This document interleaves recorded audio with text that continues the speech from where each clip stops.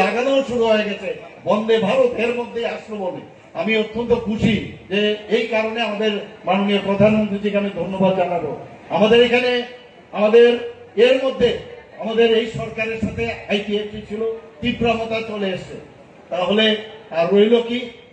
আর রইলটা কি? এখন আমাদের অপোজিশনে কে আছেন? সিপিএম আর কংগ্রেস।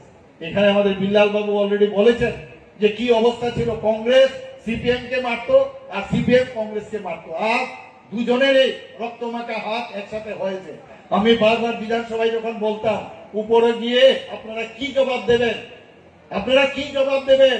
বিশেষ করে কংগ্রেস কে যেভাবে ওরা নৃশংসভাবে হত্যা করেছে, ধর্ষণ, অগ্নিকাণ্ড, এইসব তো আমরা সবসময় নির্বাচন সন্ত্রাস আমরা দেখেছি।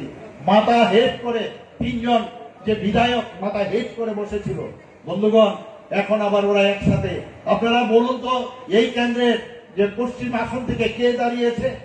বলুন তো কে দাঁড়িয়েছে? আমি জানতে চাই কে দাঁড়িয়েছে? কে দাঁড়িয়েছে? না না, অপোজিশন থেকে কে দাঁড়িয়েছে? আশিস শাহকে কোন পার্টি থেকে দাঁড়িয়েছে? আপনারা ভুল বলছেন, সিপিএম থেকে দাঁড়িয়েছে। এখন সিপিএম এর ঘর থেকে কংগ্রেসের ফ্ল্যাগ বেরো, আর কংগ্রেসের যে ভরা অফিস আছে সেখান থেকে সিপিএম এর ফ্ল্যাগ বেরো। এই হচ্ছে, এই বয়সেও সেটা দেখে যেতে হবে। সত্যি নিজেকে আমার দুঃখ লাগে যে এই দিনটা আমাদের দেখতে হবে। বন্ধুগণ, বারবার ওরা রাজ্যের আইন শৃঙ্খলার কথা বলে।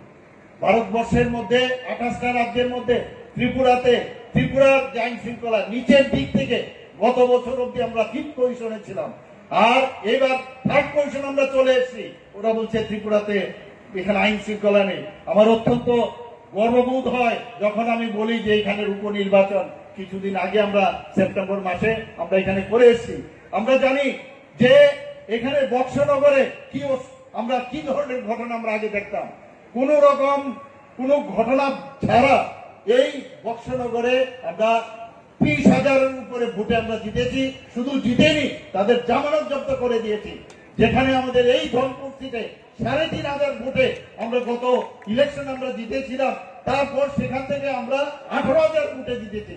সেটা একমাত্র সম্ভব হয়েছে মোদিজির উপর মানুষের আস্থা এসছে, বুঝেছে যে এই মোদিজির উপর যদি আমরা আস্থা রাখি তবেই দেশকে সামনের দিকে এগিয়ে নিয়ে যেতে পারবো।